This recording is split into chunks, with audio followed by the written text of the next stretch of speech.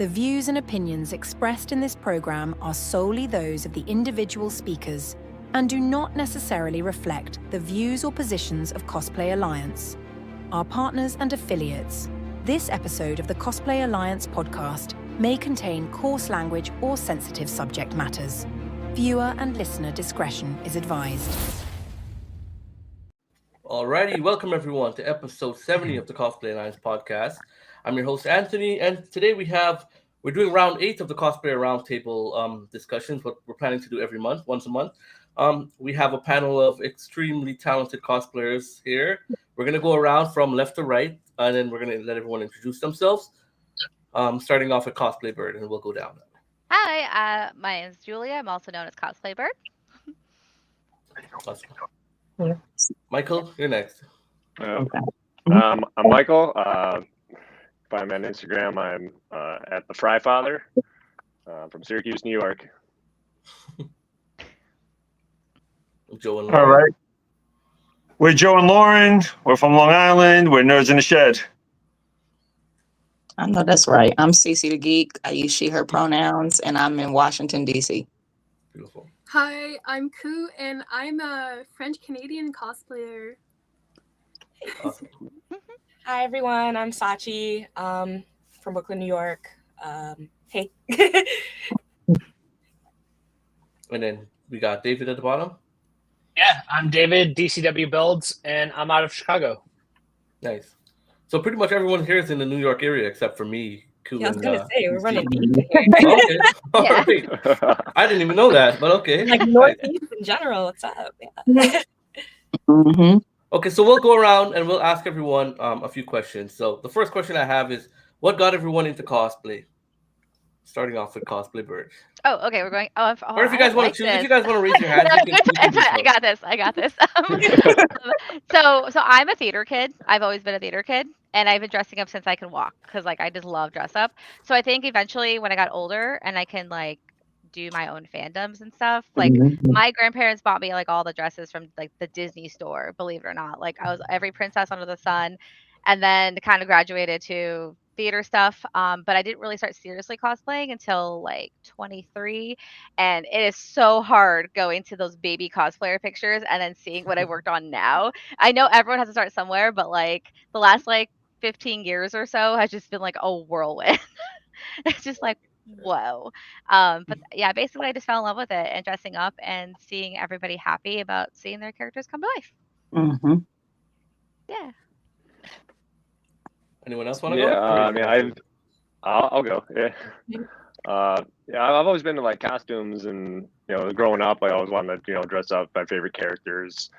But it wasn't until 2018 my first con was Salt City Con here in Syracuse, and I cosplayed as Star-Lord, but I didn't really consider myself a cosplayer at that point. And then I went back again in 2019. And it was a revamp, so it was bigger than it was the year before. So after that, I was kind of oh, this is fun. I need to check out more cons. And I started watching videos on YouTube, and saw a lot from the New York Comic Con. And I'm like, hey, it's a 5-hour train ride. I can make this happen. And so I went to that one, and that's when I got hooked. Because if you guys have never been to New York Comic Con, it's a good time. And so it's kind of after that, I just started looking up. Watching more YouTube videos of all the best of cosplays from this con, that con, whatever. And then of course that was my last con I went to. Was before we took about a year off because of COVID, and then so I just kind of planned. I started planning cosplays. I want to do this, I want to do that. I just kind of went from there. Now I'm hooked. Nice. Anyone else? Yeah. We're a combination of the first two stories. So former. A theater kid, now a theater adult. And I would say, 2017, we went to our first con, which was New York Comic Con. We took our son, who was 13 at the time. We didn't, dress up or anything, but he did. And we're just kind of walking around this looks fun. This looks kind of cool. Maybe we should do this one day. And we went back the next year with, a couple random, store-bought pieces, and it was just we were hooked. And then the following year went back again. And like you said, New York Comic Con is, it's its own, beast. And it's like one of the most fun times we've ever had. Took a break for like 2 years because of COVID. Not much was happening. But when we went back in 22, we decided, we really want to learn some skills, kind of, level up. And, if we're going to have fun doing this, we might as well indulge, our inner child and see what we can do. So here we are.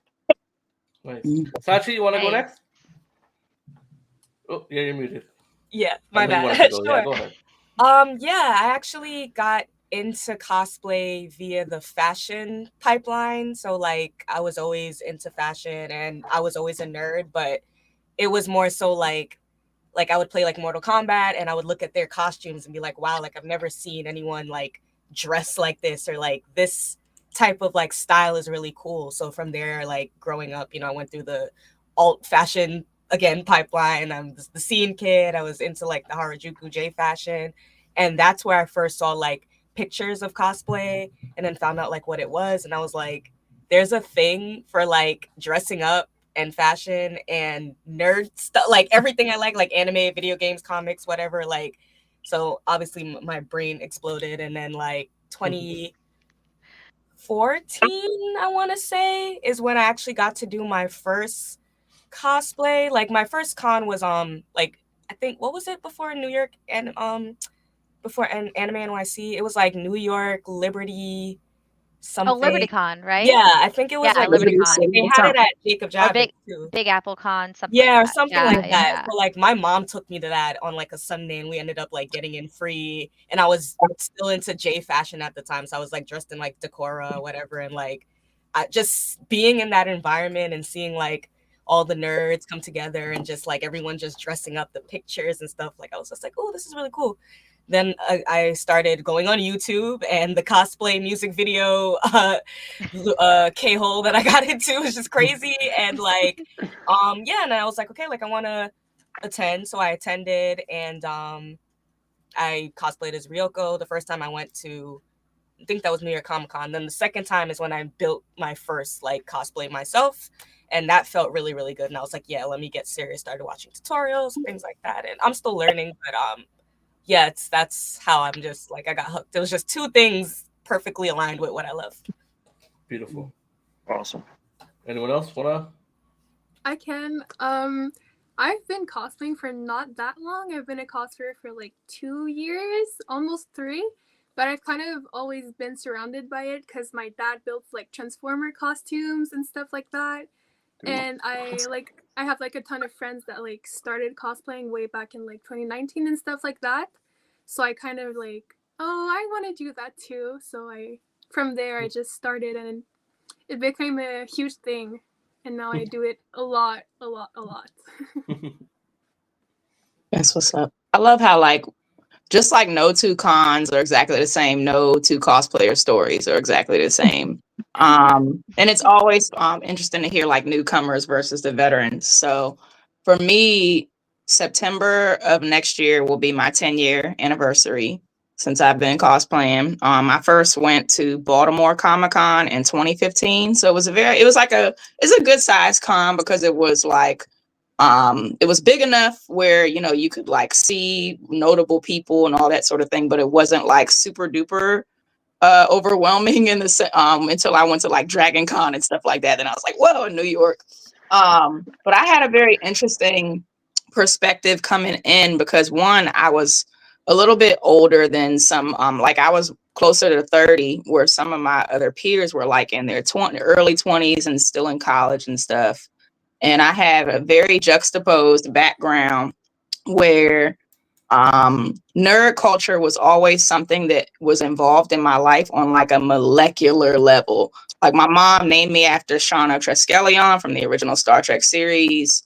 My parents are nerds, but they never really they didn't go to cons and stuff like that, I guess, because it was more, it wasn't really like a thing that you were exposed to, So, and then I also have like a background where a lot of my family members have a very strong foothold in like civil rights. So this juxtaposition of like being exposed to superheroes and all these various fandoms while having like real life superheroes in like my lineage was like really, really cool. And I wanted to find a way to like capture and embody that.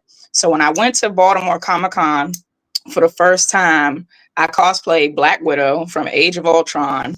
And I really didn't do much besides like just be myself in that character. And that's kind of what I've come to realize is that it's not so much of like becoming the character as it is bringing the character to life in your own way and like you embodying the character, you know, in your own sense of style, right? So as I began doing that, I noticed that most of the people who would like shake my hand or come say hi or take my pictures were people who look like me. And I thought that there was like, okay, there's something kind of like there's something kind of sacred about doing this, right? Even as something as simple as dressing up in a costume, but then going beyond that and really like embodying, you know, the values of heroism as a lifestyle and not just dressing up. So I say all that to say that it's been really cool being in this community and to meet like really dope people from all different walks of life, and to hear you say like my dad's a builder, I'm like, what? That's really cool. Like, what is that like? So anyway, it's nice to meet you all. And we've got another epic builder at the bottom here too. Yeah. David. Can't hear you, David. Yeah, stop picking up your mic. I don't see it moving yet. Technical difficulties. We'll get back to David. All right, so okay, the question I have for you guys, since I have a bunch of New York cosplayers here, I've spoken to a bunch of cosplayers in Atlanta, and since the CC mentioned Dragon Con, I'm making my first quest to the US next year. The choice I have is Dragon Con or New York Comic Con. So, which one would you guys recommend? There's two very different cons. Yeah. I want to bring my family with me. So, which one would you recommend? Comic-Con. Yeah. New York. Comic-Con. I feel like Dragon Con's a party. Like I feel like it's the party people more so than New York. I've heard it's I've like never been, but 4-day, 24/7, just like nerd Everything party. It's like in the streets, though. It's not just like in a convention center. Right, It's like 4 blocks. It's like spread out too, right? So it's just you take over. Mm-hmm. But I will say Dragon Con has a parade. So they do have like activities for kids, but you need to have a plan for like the lady. You need to have somebody to like watch them. I mean, wasn't it Dragon Con that had the chair off the balcony last year or something? There was some drama with that. Something crazy. Yeah, it was something crazy. like that. Yeah, the only reason I want to go to Dragon Con was because the Venture Brothers, they're really big at Dragon Con, and they would have a party and a meetup, and it's such an obscure show that nobody up here would ever do that. So I'm like, man, I want to go to Dragon Con. I feel like other cons, like they have more space to do like, and that's why the cons feel different. At least for me, like for like a MomoCon or Dragon Con versus like a New York Comic Con, like those cons always feel so like engulfed because there's so much to do, but it's all still nerd stuff. And then it's like Comic-Con is just like Jacob Javits. Right. But Javits is also really big. Javits is really exhausting. Big. Like it's great, but it's exhausting. Can you hear me now? I have a plan. Can hear you. Yeah. I had to turn off the auto adjust mic. I don't know why. Your mic has like a bit like some static to it though. I don't know if anyone else hears that. Yeah. Is your like headset all the way plugged in? I'm using AirPods. Yeah, you're very staticky. It's really weird. Got a little Cyberman thing going on though. With that voice. It's okay. He's cosplaying. It's fine. Yeah. It's fine. Right. Special effects. Yeah, I'm just skipping that.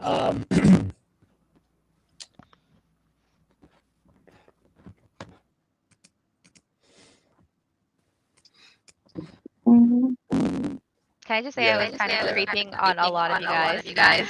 I love all your work. Hold on. I gotta mute your. Oh.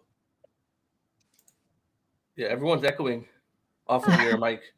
Oh, there you go. Okay. Long story short, I was creepy. Do you want to check to see if I don't know if he has another mic or not. Oh, wow.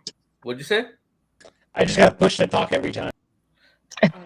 Oh no. Yeah, it's very staticky on this end. I don't know if you can hear.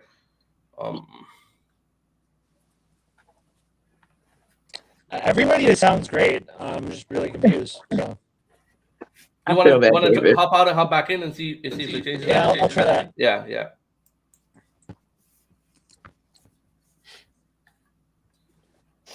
All right, so I'll go to the next question. I got them written down here. Where do you guys draw inspiration from when choosing or making a cosplay? Like, is there any specific fandom? Is there a cosplayer that inspires you? Okay. Family member or anything? Well, I do. I do want to cosplay the character that I was named after. So that's like on my to-do list. So that's like the family inspired cosplay, if you will. Most of my costumes are characters who I identify with in some way, even if it's like just a little bit. So I think when I first came out the gate, I was very much like the strong Shiro characters, right? So like Chun-Li, Jubilee, things like that. And then I kind of like meandered. Oh, Princess Mononoke is also another one of my favorites. Women who kind of like really just went against the grain when it came to like, I guess the stereotypes. And now I'm more so in my villain era, like in terms of like the characters that I've cosplayed. And people have been wanting me to do villains for a while, so I hope y'all are happy. But I'm actually really, really enjoying it. So I think that's really my big thing is I draw inspiration from characters who in one way or another found a way to like take their power back, because that's kind of like what it is for me. It's my way of taking my power back, right? And it feels sexy. So inspiring. I usually same thing. Like most of the time it's like a personality thing with me. Like I do kind of like a little gremlin characters. So like you're like Rebecca from Cyberpunk. As soon as I saw her, I was like, absolutely yes. And like Power from Chainsaw Man, I'm like, okay, yeah, absolutely yes. Like, but sometimes it's about like the design, since I am very big on like the costume aspect of it. So it's like, so someone on my wish list for a while, well, my wish list that I'm going to be making myself, but my wish list is Fran from Final Fantasy. Like, I love her design. I love the intricate armor. I also put thought into like, if it's physically possible, because we know when it comes to like video games and anime, like the physics and the costuming sometimes get kind of like, okay, how? So obviously if it's something I'm gonna make myself, it's like, okay, like, can I do this? So like, for instance, Master Raven from Tekken, that was like a big goal. I was like, oh, I'm never gonna be like, it's such a big thing, but figured it out. And that's usually how you find like different techniques and ways to like, for instance, get your own custom Zentai suit printed, make it match your skin tone, or just a character that they don't have, like anything that's not Spider-Man or like Diva and stuff. So like, for instance, yeah, things like that. And yeah, like I said, I grew up like playing video games with my dad. So usually it's anime and video games, but I do like my badass girl characters. You ate that, Raven, too. She's my favorite type of character. All right, well, let me see if David. So I guess we'll go. Did he get his mic working? I don't know. Can you hear me now? Yeah. Much better. Oh, there we go. What's up now? Welcome to It's like the chat. greatest moment of our day. All right, you want to introduce yourself, David, before we continue? With the questions? Yeah. What do you call it? I've been doing this. I say I've been doing this since like for 10 years now. Kind of first started in 2014, but didn't really like wear a full cosplay to a con until 2015.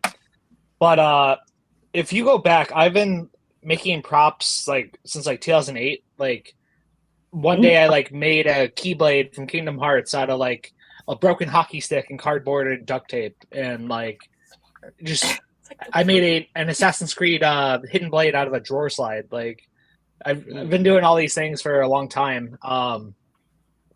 And it's crazy. I feel like the last like 7 years or so, like everything's like really ramped up in like terms of quality and but and then I think the other question that I had missed was the Dragon Con one. Like, I don't think you should bring a whole family to Dragon Con unless like they're like the whole family is used to going to cons. Like, that too. It's like it's too much for like a newbie adult, let alone like a family like that's trying to wrangle kids and stuff. Like, it could be a lot. Yeah. Agreed. It's a lot of walking. A lot of walking. And Comic-Con just in general, I feel like is more like there's way more stuff to do for everyone versus like Dragon Con. I feel like from what I've seen, I've been basically stalking this con since. so basically, you guys are telling me to come alone and leave my family at home. Yeah, like I'll blame each one of you. I'm just saying, Dragon Con I've heard is very adult. That's the only reason I was saying it. And way more like specific, like you said, like there's like Adult Swim character, like it's way more like fandom. They have adult specific events, you know, like there's the bunny thing, like the cosplay bunny thing. People are drinking 24 hours a day. Yeah. Like, it starts Wednesday. Because no judgment. Yeah, but controlled substances at all times. I'll say we don't have a con like that here in Canada at all. So, well, let's get on that Cosplay Alliance Con. Let's go. There you go. So the topic we're talking about, David, I don't know if you missed it, but what is it here? Where do you draw inspiration from for your cosplays? Whether it be a show, a person, another cosplayer? Kind of a mix. Like I definitely have to think like whatever it is looks cool, and like I saw a thing on Threads like last week. People talking about like making a costume and not knowing anything about it. Like you can do that, but like I don't know. To me, that'd be weird. Like I wouldn't want to invest all this time and effort and money to like make something, and then like I find out like the character is like an awful person or something, or like most villains are though. Most villains are awful. Yeah. I can fix him, Daddy. I can fix him. It's fine.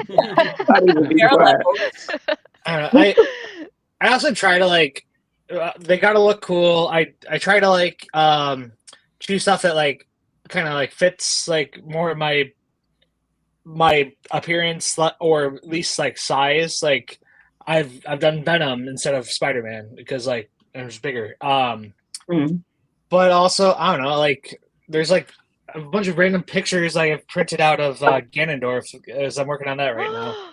That's awesome. Can't wait. Wait, is it hot Ganondorf? Like extra hot, like last game? Ganondorf? No, I'm doing Ocarina of Time, and I'm also having the skull mask. Still Daddy, but a different Daddy.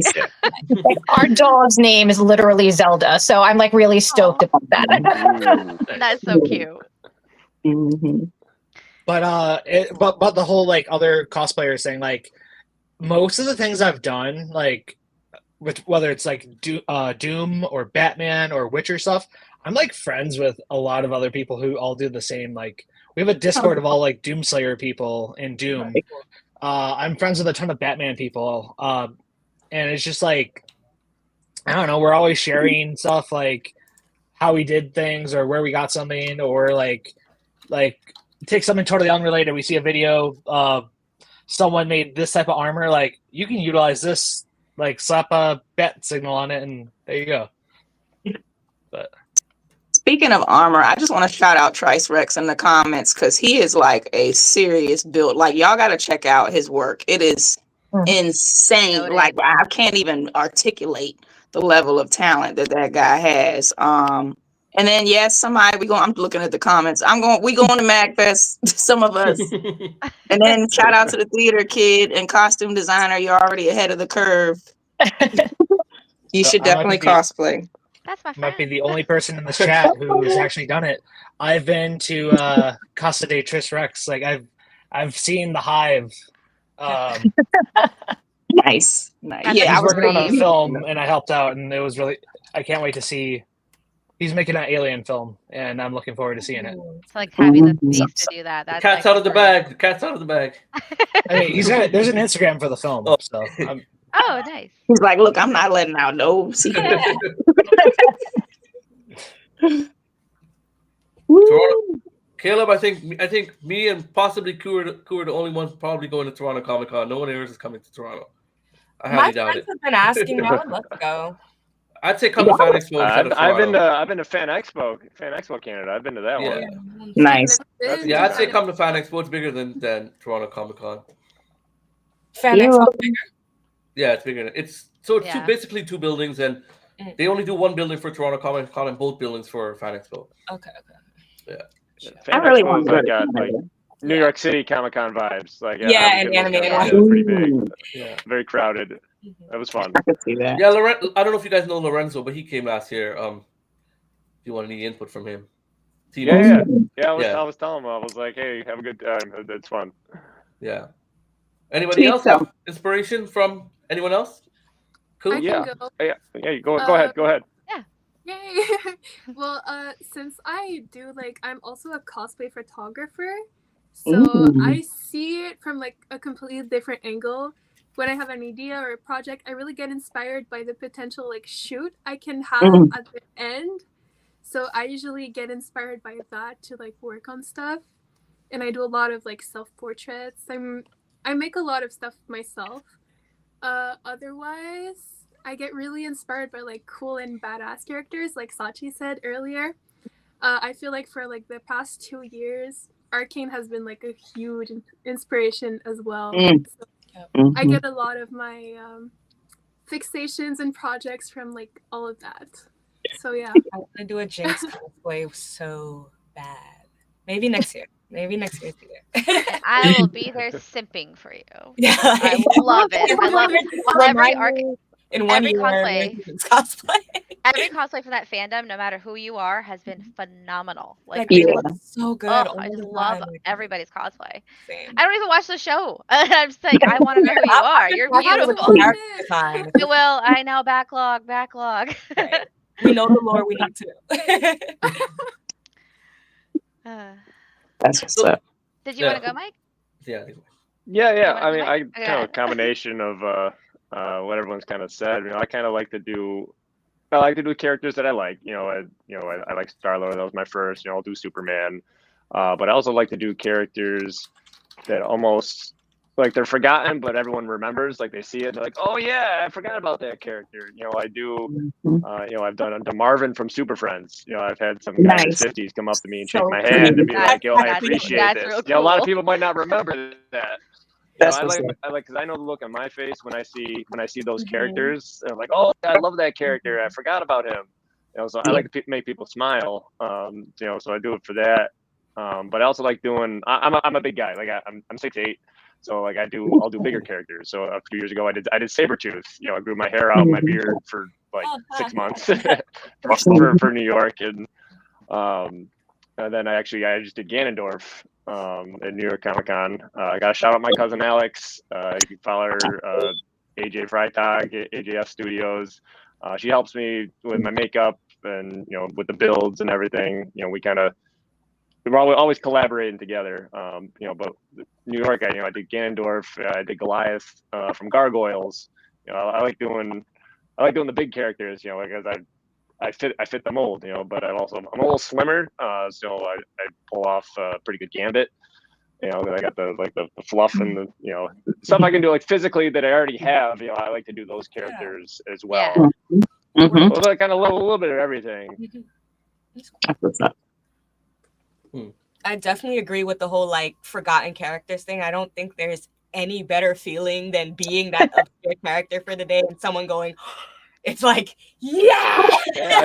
I just did It's Space like Ghost you're in this year. a secret Everyone was like, club or Space Ghost. something. And Yeah. so every time I Yeah. cosplay my Ooh La La from Space Channel 5, it's a lot of people know her, but a lot of people don't. So I get really excited, and I'm like, yay! Well, I actually got that a lot this year. She wanted to do She-Ra, so it's okay. Something she wanted to do for a long time. Yeah. Who am I going to be? I got no choice. I have to be Hordak. I started posting stuff about Hordak, and people were losing their minds because everyone sees Skeletor, nobody sees Hordak. Yeah. Right. Right. So I'm walking around NYCC, and everyone's just like, like it was just the reaction to it was phenomenal. Like just watching people like remember that character, you know. Yeah. And then like hearing people's stories, you know, like I guess to kind of answer the question that was posed, you know, characters that we love, that we grew up with, that, you know, meant something. You know, Shira was at my 5th birthday party. She created what, you know, feminism and femininity looks like, you know, or the foundation anyway.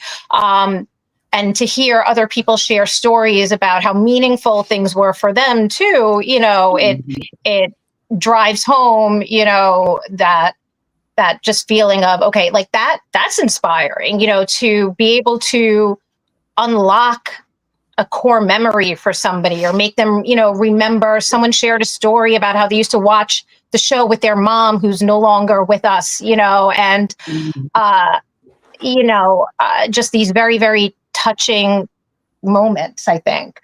And I want to speak real quick to the question about cosplayers who inspire us. And I think there's tons that do, but not even for us anyway. Oh, I'm speaking for you, but not even from I want to do this character like them, or I want to, you know, emulate this costume. But I think what inspires us as far as other cosplayers is how, you know, as we grow in the community and meet more people, how we want to be as people and as cosplayers. And that is, I think, more the kind of inspiration when we look to other actual cosplayers rather than, you know, the media and the fandoms, the people that we are drawn to. And this is how we want to present ourselves. They're, you know, good people. They're helpful. They're welcoming. They're educate, you know, whatever it may be. But that is something that when we find people we want to follow or we want to talk to or get to know, it's really about like, wow, that is, you know, a good human. And that's the kind of person in this community we aspire to be. And just piggybacking off of what you said, humility goes a long way in the community. I feel like a lot of people that become big or successful, if you don't speak to them, you'll never know. But a lot of people that do become big and successful as cosplayers still have that sense of humility and you know, they don't have that ego. Once you get to talk to them, I find. But yeah, it goes a long way. I agree. I feel like a lot of times people, especially like I'm a good example because like I used to be a smaller cosplayer, or however you want to say it, and like didn't know certain people, but looked up to them like, oh my God, it's so and so. But there's this like internal like, oh, you know, maybe they're this way, maybe they're that way, and I want to speak to that. Like, stop doing that. Like, we all are a bunch of nerds, and also some people aren't good people. And you know, two things can coexist, I feel like. But like again, so like getting to meet these people that I used to like, oh my God, like they're probably like this, or like maybe I'm shy. Super cool people, or these are people that are like putting out the tutorials that we didn't have back then and things like that. Like, Kamui Cosplay has like dropped things that like 10, 15 years ago I would be like, how and where and why. So and that like produced a lot of new cosplayers. That's helped accessibility in terms of building and making your own things. And yeah, shout out to all the OGs. That's all I wanted to say. Yeah. Well, I just want to go off of that because like I think the problem with a lot of people wanting to get into cosplay is that they think they need a lot of money. But like I mean, if you want to do the big builds, yes, you need money. But like to get started, like I thrift about 75-80% of my cosplays. I just kind of put it together. I'm not very good at sewing. I figure it out somehow. I have friends that are really good at sewing. So I'm like last year I did Huntress from Dead by Daylight, and I went to my friend and I'm like, hey buddy, you have a sewing machine. You're good at sewing. Can you help me make the wrap around it? And they're just like, yeah, sure. But I had to find like a tutorial to be like, this is how you do it. And obviously, like, I paid in food and exchange services and stuff. But like, my number one question, and I cosplay for fun. I have notoriety on TikTok. I'm still considered small, but like a lot of, which is why I'm really sad about TikTok, because that's where I got a lot of my friends that I have now. And I've used TikTok since the beginning, and I've done all the cosplays I have because of the support of people. And they say, "Hey, can you do this weird character?" I'm like, "Yeah, sure, whatever. I got nothing to do." Like I and I do a lot of like, as I've been progressing, I've been doing lots of crossplays. So I've been making femme versions of other characters or vice versa, and it's been really fun. I did a Yukon Cornelius last year. It's still everyone's favorite. But anyways, so like everyone thinks like, "Oh, I need money," and it's like, no, like go to Depop, go to your thrift stores, see if your friends have something you can borrow. And I think that's like the number one stigma. Like, I can't be a cosplayer. It's like, yes, you can. Do you have a closet? Yes, you can. And like, you have to find the passion and drive. And if you're that motivated to be like, oh man, I wish I can cosplay, Princess Zelda, make your own thing. Disney bounding is a thing. Just make your own version of a story. And guess what? That's cosplay. Yes. And that's like, that was like the stigma for me for the first half of like, probably like first like quarter of my cosplay like journey was, oh, I can't do that. I don't look like the character. I can't do that. My boobs aren't that big, or like something like that. And then like as I got older, I'm in my mid to late 30s, whatever you want to consider me. And now I don't give a shit. I'm like, I can wear this. I don't care what body I have. And I think that's the greatest part, is that we have the toxic cosplayers, but in the most part, everybody sticks together. Everybody is a good cosplay body, is a cosplay body. So I think that like for me, if I didn't have that community, if I didn't have the people backing me up, like, you can be Dr. Girlfriend from Venture Brothers, buy the costume, wear the costume, I would still be afraid to wear those things. So, and even then you can alter any costume, and that's what people think. You have to look exactly like the character. And it's like, no, you don't. You do your own version. And I think that's the biggest thing, and that's what's helped me. And so when people come to me with any cosplay advice, I say the same thing. Let me help you. I'll get you started. Here's some websites I use. Here's some stores I shop at, and then go from there. And like, that is where like, I've drawn a lot of my inspiration. And I like, someone will be like, "Oh, you should cosplay this," and I'll be like, "No." But if you reimagine it, take a minute, you can literally do any character you want. So do whatever. I think cosplay definitely breeds like, one, creativity clearly, and two, like problem solving, because there's so many skill building in general. Like, there's so many things you wouldn't learn or think, oh, maybe I can do it this way. Like, I did Rebecca from One Piece, and she's kind of wearing like a chainmail like 2-piece, and I'm like, this is my second time building a cosplay ever, and I'm like, how in the world am I going to do a 2-piece? Never mind the fact that like buying the supplies at the time would have been super expensive, like the O-rings and everything. I used spoons, and that came out like, it looked really good. Like, I cut the thing off the spoon, spray painted them gold, drilled a little hole, and stitched them onto like a thing, and it looked like gold like plates on the thing. I'm like, awesome. That's amazing. Like, those type of thoughts like don't happen until you're faced a dilemma where you're like, how am I going to make this look like this? And a lot of the times, it's the best times when you don't have the resources that, like, it happens 72 hours before a con. Yeah, right? don't con it's always just before a con. Oh no, something broke. What do I do? Or like you're putting it on and you're like, oh wait, I could have did this way, and it would have been. That's how I ripped my Kitty Pride outfit. Oh, that was fun. Oh no. Oh. That was all the same costume too. I'm gonna segue off of Cosplay Bird's comment, because that was the next topic. What are some of the most common challenges cosplayers face, and how do you overcome them? I guess we've talked about money already, so we'll anything else except money. Money, and I think you tapped into this earlier too, Cosplay Bird, is the imposter syndrome. Like, it is so there. Yeah, whether it's imposter syndrome and how you look, or just general feeling not having the confidence until you actually put the outfit on. To me, especially now, I feel like, because I feel like we've kind of all like kind of said it and touched on it, but like, cosplay has changed. It has. And I feel like there's way more of a pressure in our community to be perfect in terms of like how you're how your nerdness is like presented, or like if you're a cosplay, like your makeup and your wig has to be perfect and things like that. And like, well, not people, trolls start judging you and things like that. Where versus again, I feel like 15 years ago, it was just like the fandom of that character underneath your whatever you look like, oh, this is so cool, like, oh, I see what you did there. So I feel like there's way more pressure, and you just gotta do it. Because like perfect and to be like relevant and current. If you're not doing the newest, most popular thing, you know, people I feel like worry that I'm not going to. I see. You know, I don't know. Yeah, we talked about, you know, no shade to Arcane cosplayers. I haven't watched the show, but everyone looks freaking amazing. But but you know, it's like I see, you know, that Has Been Hotel everywhere, you know, and the shows are that, you know, I loved that show. I watched it, but it's like the pressure to jump on whatever the current popular thing is before you lose relevancy or something. Right. If I can touch on that, causing a huge fast fashion problem, but that's Oh no, that is true. That is true.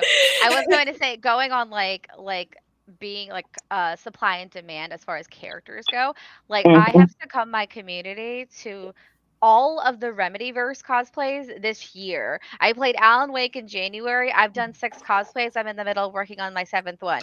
It is a video game. You either know or you know it. I've made like 200 videos almost of this character, and everyone's like, I don't know what it is, but I like it. But at first you're kind of like, oh no, what are they gonna think? Is this good? Okay, but like then it turns out as long as you are exuberating your excitement, people will be excited for you, and that is. So like the imposter syndrome, the being worried about what character, like it's rough. Like I'm working on a cosplay that's a character that's only in the first game, and everyone only knows him from the first game. But don't worry, I'm gonna be happy about doing it. But it's scary because you don't know how people are gonna react to it. So definitely. Also, Ray, time is definitely a big thing. But if you are neurodivergent, like probably most of us in this room, you find a way. I work well under stress. Give me a time I'm supposed to be at a con. All right, day before, got my coffee. Let's do this. I got this. Like that's real. I've seen people work on their costumes at like the shoot. Yeah, I have a friend who, I believe it. I've been guilty of that. I'm trying to stop this. I'm trying to be the person. I'm sorry. In my hotel room. The gauntlet I have in the back, I actually finished it the morning of the shoot at 7 a.m. Like, fully, oh my god! 3D printed, painted, everything. I was like, okay, I'm done. So me and my paint's dry, right? Me and my my friend. It dried, Me and my friend, we hosted a X-Men shoot. Like he did most of the work building props and stuff for it. But he spent so much time building props and building. He built like a 8 to 10 foot Apocalypse.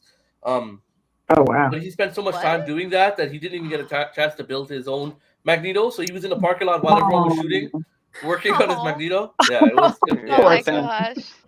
Yeah, that's nothing. I don't know. We have severe time blindness, but it makes us better. Stop doing it, everyone. Stop doing it. Listen, time is my biggest problem. Slow creation is okay.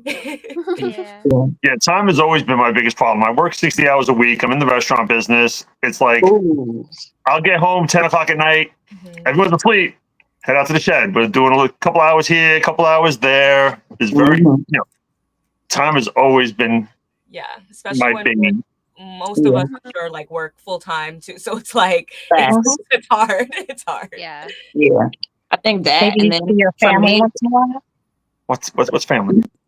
Who are you people?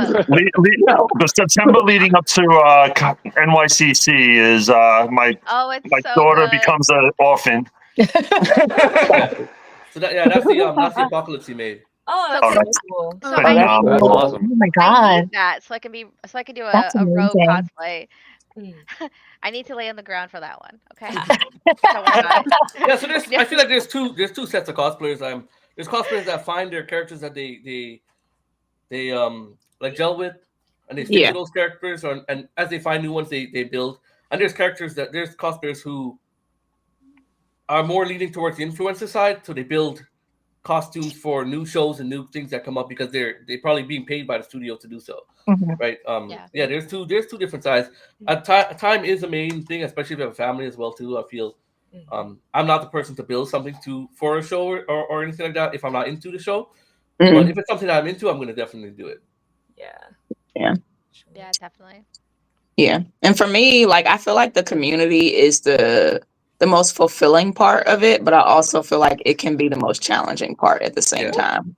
I think we'll do anything to make it possible if it's something that we're really into. Like, for example, Superman coming up, I'm already planning for a shoot for next year. That's what's up. Yeah.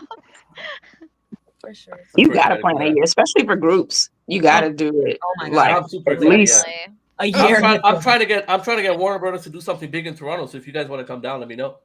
Okay. Yo, I'm down. I love Toronto. My only question for you being in Toronto is, were you there for the Drake lookalike contest? And what was that like God. from Toronto's perspective? I forgot about that. No, I didn't see that. How could you forget? I'll be honest with you, I don't listen to a lot of hip hop, so I'm not like I do listen to hip hop, but I'm not such a big hip hop fan. So like a hip hop head. Got it. Got you. I'm from the island, so Bop, bop, bop. Same. That's fair. Yeah, I'm Caribbean. Where you from? I'm geographically South American. You'll know. Oh, you got okay. Geographically South American. Okay, chicken curry. All right. Yeah, exactly. All right, let me see what the next talking point is. You guys are making this too easy for me. Yeah. So we touched a little bit about this. So how does social media influence like the cosplay community? Because I feel a lot of new cosplayers coming in feel a little bit intimidated by all the cosplayers they see on TikTok and Instagram as well. Without trying to, I'm going to be very fast because I will rant about this for hours. I'll be very concise and very fast. And without trying to sound like a doomer, I think it's suffocating the community a bit because of the pressure to, if you're not on social media doing it, then you're not doing it. That sort of mindset has pushed this whole like fast turnaround. No one's caring about your work in progress anymore. Everyone just wants to see the finished product. And if you are showing a work in progress, it's got to be like sped up 60 billion. You know, it's like there's no like in terms of like just the craftsmanship or the love for the fandom or whatever. It's like I feel like social media is sucking that part out of it. But it's like a double-edged sword because it's exposing cosplay to so many other people. When I first started cosplaying, there were Black cosplayers. There were a lot of Black cosplayers, but we didn't see each other. We didn't know each other. And socials is the reason why now, like, people can't walk around saying that, oh my God, I didn't even know you guys exist anymore, which is what they've been telling us for like 10 years, which is insane. But it's like, it's a double-edged sword. I feel like it's great because it provides inspiration, it provides connection, you find your community. I know people who have made year-long friendships because of like, they're in the same fandom and they've been in cosplay groups at Katsu like for the past how many years. But then there's the pressure of like, oh, this is the new character, this is the new sound, and this will be good for, because at the end of the day, yeah, we do want to get praise and attention, I guess, for lack of a better term, for what we do and what we build and what we make. Like, it is our art, we are making it to share it. But I feel like some people let that intimidate them and either don't join or join, get caught up, get burnt out, leave. And it's like, yeah, I feel like I don't know what the solution is, but I do feel like a balance needs to be brought back when it comes to socials and how people view it in terms of cosplay as content, only content kind of thing. Like, it's in terms of like what I was saying with the fast fashion thing. Like, people are like buying like 6 already made cosplays just to pump out a few TikToks. They're never going to wear the cosplay again. Some of these people don't even go to cons. So they literally are never wearing these things again. And it's like, I don't want the younger people coming into this to think that's the meta and what cosplay is. I feel like cosplay should be about like fun and fandom and like costume.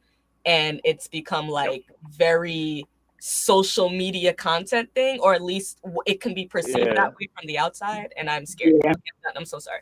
So I want to piggyback off of what you said, because I think I've seen this happen both in the cosplay and the HBCU communities, where it's become like a trend and everything. And even with HBCUs, like you had this back in the 90s too, where like you would see celebrities who never set foot on an HBCU campus wearing like a Howard shirt or whatever.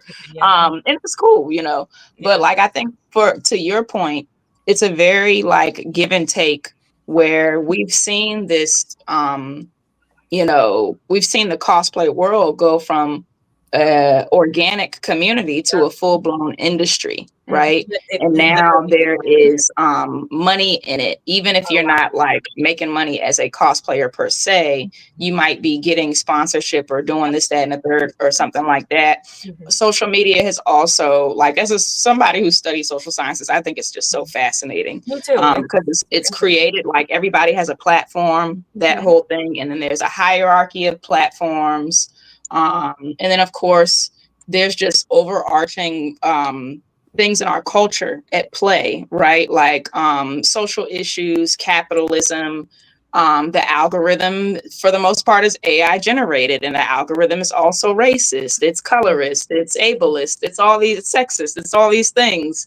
And then, like, you know, I think someone was talking earlier about how they really live for the shoot, you know, the photo shoot. And I'm very much the same way. And it's like, you know, you kind of get frustrated because you'll put all this work into this, into a production or something. And then you see somebody do like a 5-second transition in their house. And it's like all these millions of views. It's and that goes without saying that reels are now reels and TikTok videos are outperforming still photos. Yeah, video. So it does drive people to push more reels out there. Yeah. It does. And I mean, I'm not mad at it, because I've actually like begrudgingly learned how to edit videos. Like, I used to hate it, but now I love it. But also to that point, like, I've gotten a lot of exposure. I've gotten a lot of opportunities because of my platform. But at the same time, I think the unfortunate thing about it is that you encounter folks who are transactional, you know, and who want to exploit you, quite frankly. And I've had very juxtaposed experiences where some of my best friends are people in this community, and they're, you know, interactions I've had where it's like, I could never see you again for the rest of my life and I'll be fine.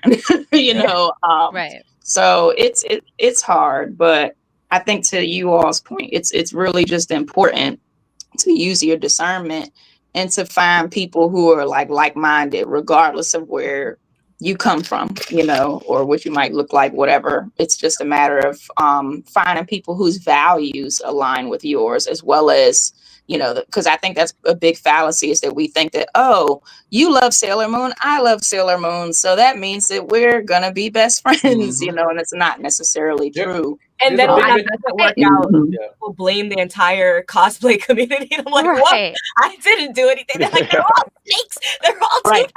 No, there's a big misconception within the cosplay community that because we're all cosplayers, we have to stick together, or there's people that are not going to get along with each other, just like with your families or your friends. Exactly.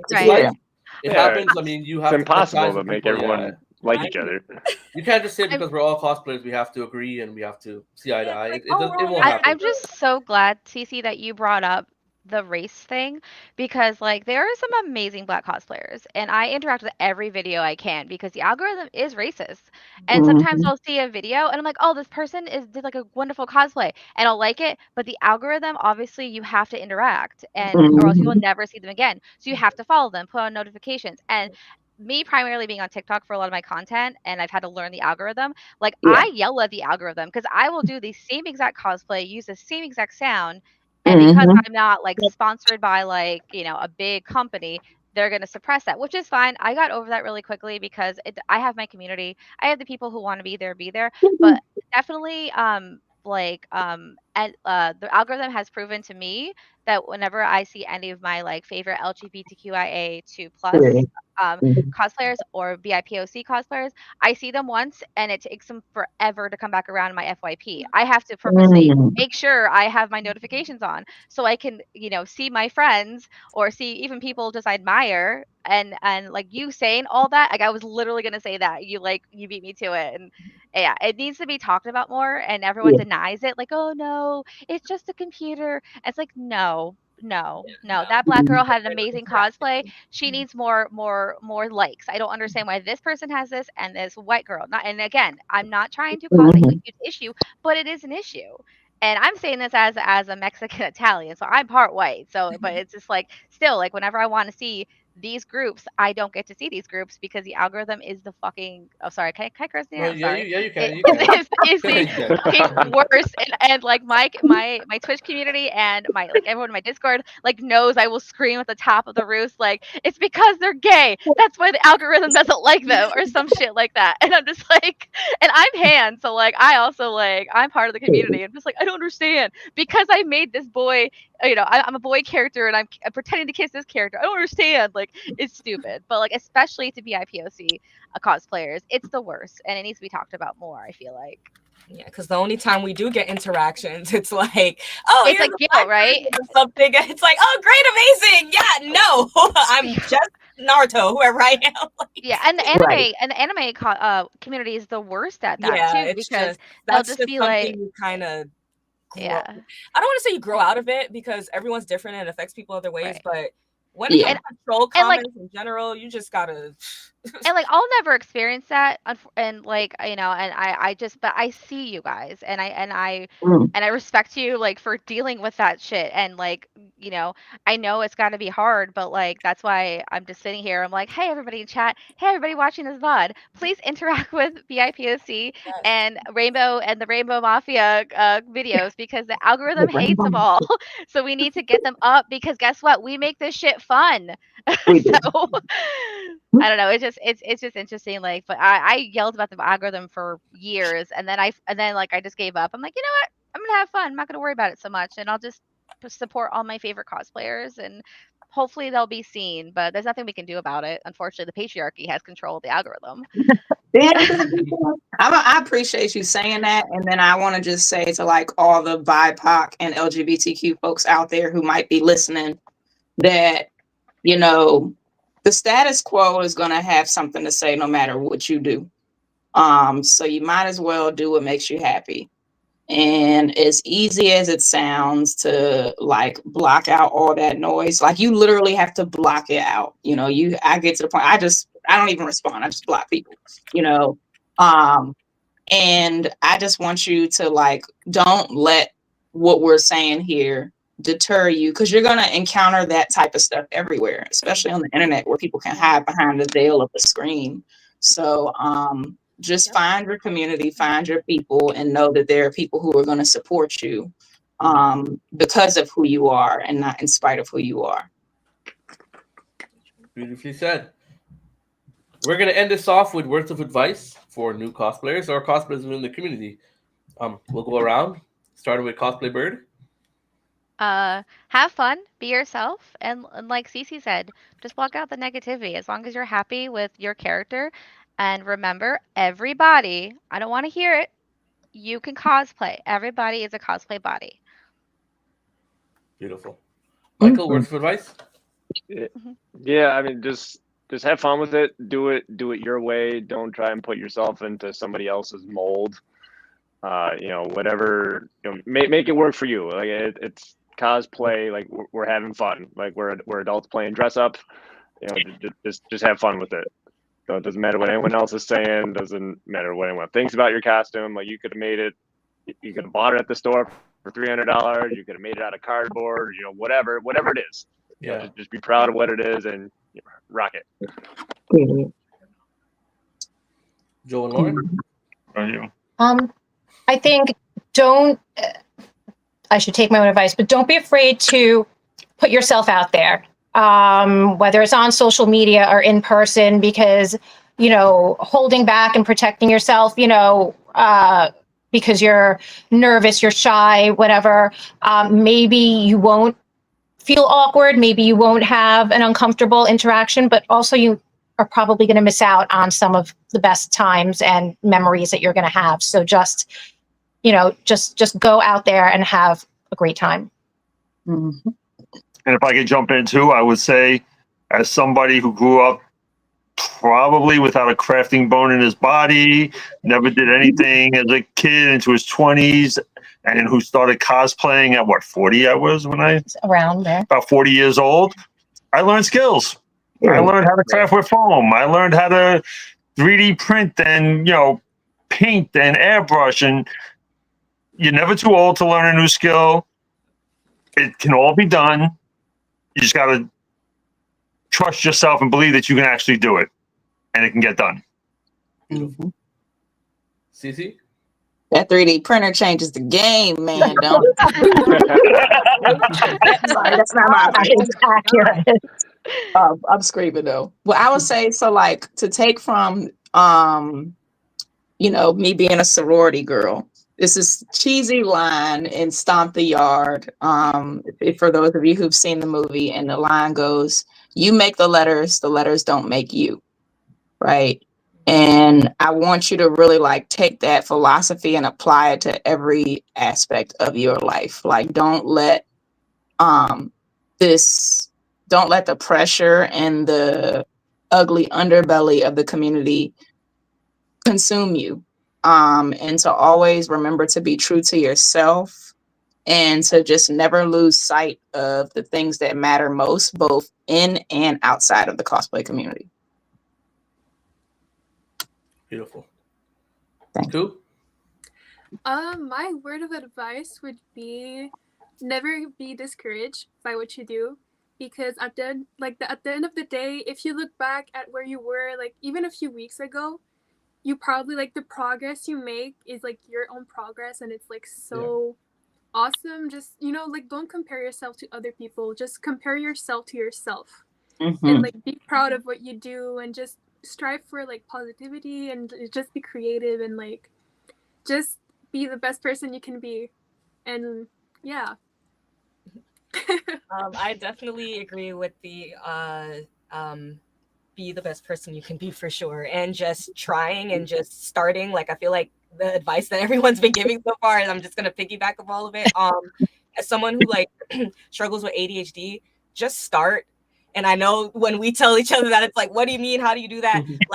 Literally, I would be looking at a roll of foam for maybe a week, and then the spark comes. But the spark comes when I put my hand to the foam and just cut a piece, just try. I feel the coolest part about cosplay is, again, how much you can learn in terms of skill, in terms of creativity, and in terms of what you like to do. I started cosplaying, and now I do a lot of hosting stuff. I'm way more comfortable gaming on camera and things like that. It brings you out of a shyness, if that's what you're looking for, and just community. You find a lot of really cool friends. But again, don't come into it thinking, oh, we're all nerds, we're all great people. Have discernment.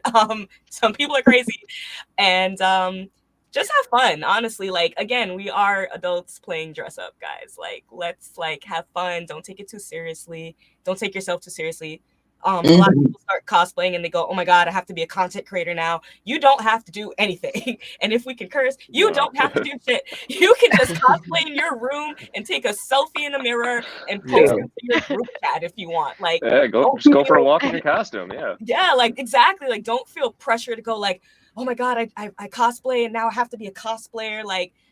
Don't just literally just have fun. Find ways to do it yourself. Natural hair cosplay is super freaking cool. Work at what you got. Start somewhere and have fun.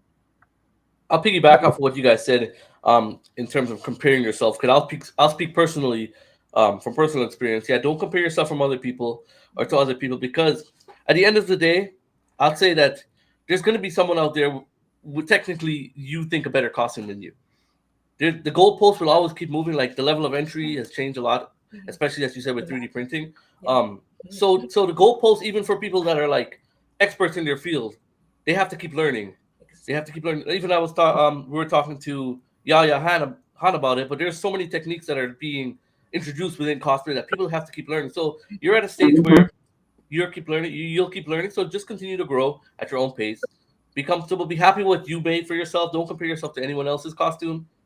Be happy with what you have and what you can make, and be proud of what you have. Don't listen to anyone saying anything to you online that, you know what I mean, no negative comments, because that will come. You could put up the best costumes ever, you'll have a negative comment. Yep. It's gonna come. Yeah. So don't. Beyonce get negative comments. Exactly. So, it's bound to happen. And look back at your old work.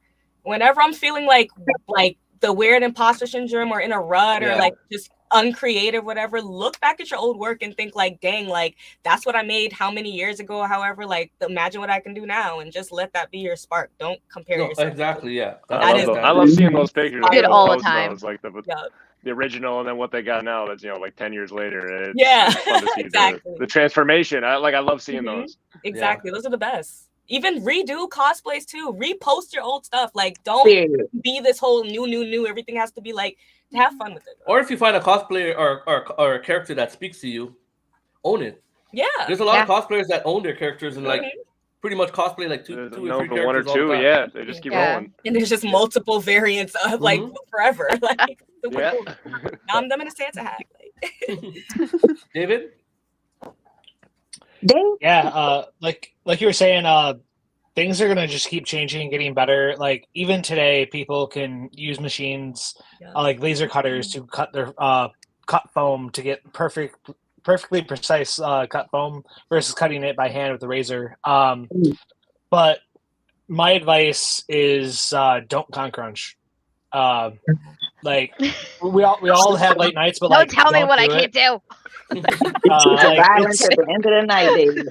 It's not worth it. Like, especially if you're like competing or something. Like, I mean, push as far as you think you need to, but like, if you are like showing up to the con with the sewing machine, like still doing stuff in the hotel room, like, I'm not saying like give up on your dreams, but like, really not worth it.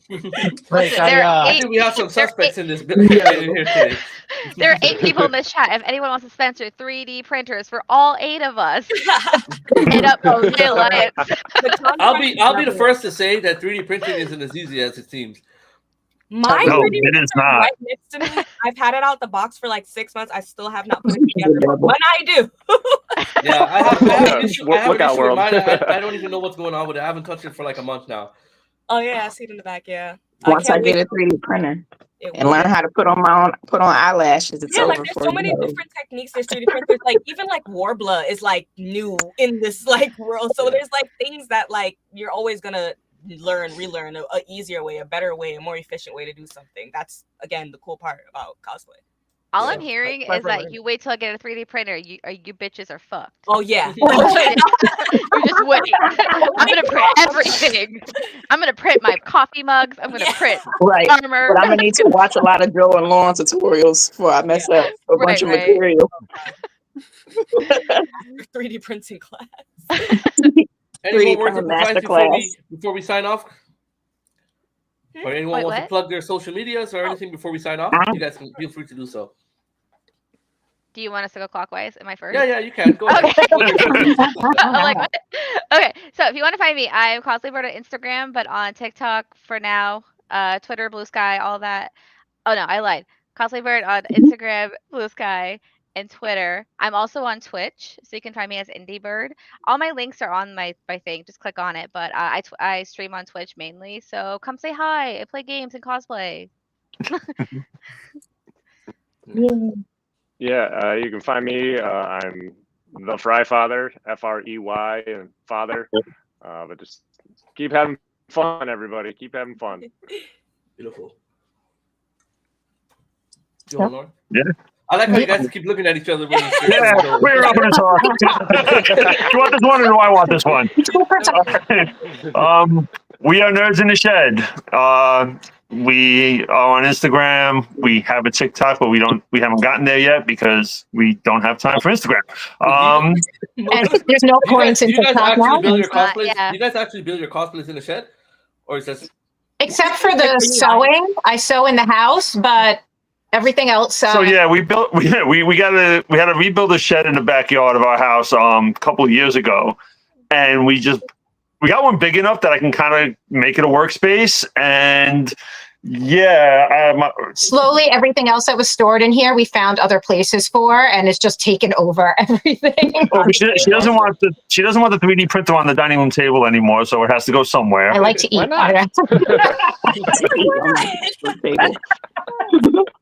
So all you New York people, anybody that comes down to Long Island, you want to come hang out in the shed?